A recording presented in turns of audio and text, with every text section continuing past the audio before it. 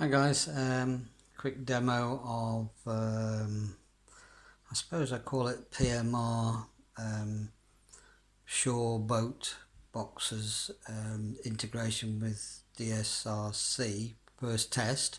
So what I've got is DSRC set up, Wi-Fi connected to a node MCU. I'm just turning it over so you can see it.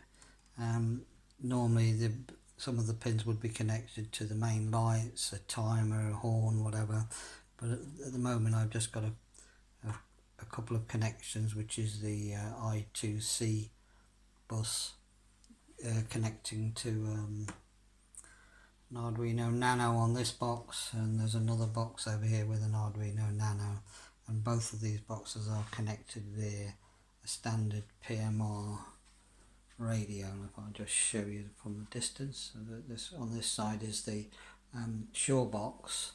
This, by the way, is the interface between the radio and the controller, and there's another one over here if you haven't seen it before, and this little radio in the middle is just monitoring the same frequency they're using, so you'll hear the interaction. So without this interface to DSRC, a normal action would be like to press a button, red lights come on there, and that exchange you just heard is the radios talking to each other, a command sent across the airwaves, received at this end, and a reply sent back to make sure that it understood it. So if I press it again to switch it off, actually I'll just hold it on that one so you can see how the time delay. Very little really.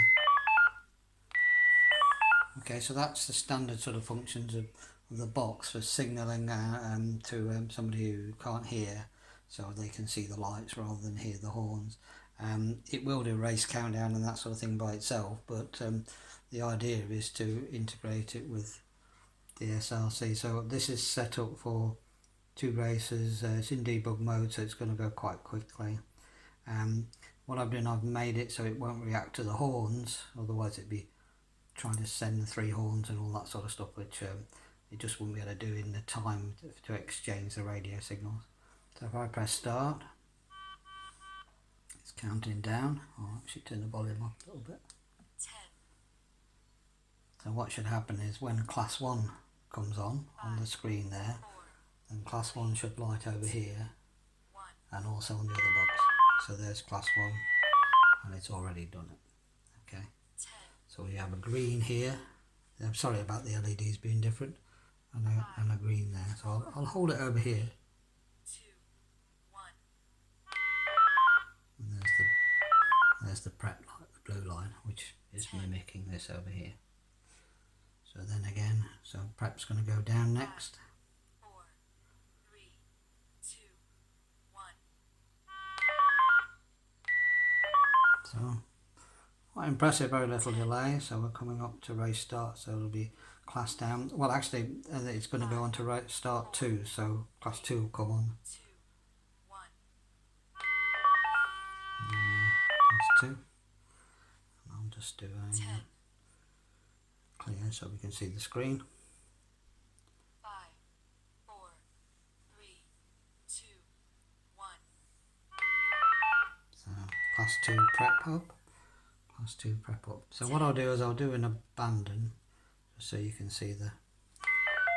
So now we've got all 3 lights flashing on the shore side, all 3 lights flashing on the boat side.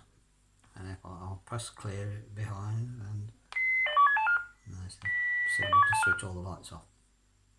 If I press the horn, nothing happens, which is what I was after. Okay, so whether that'll ever get implemented, I don't know, but it works. Okay, thanks.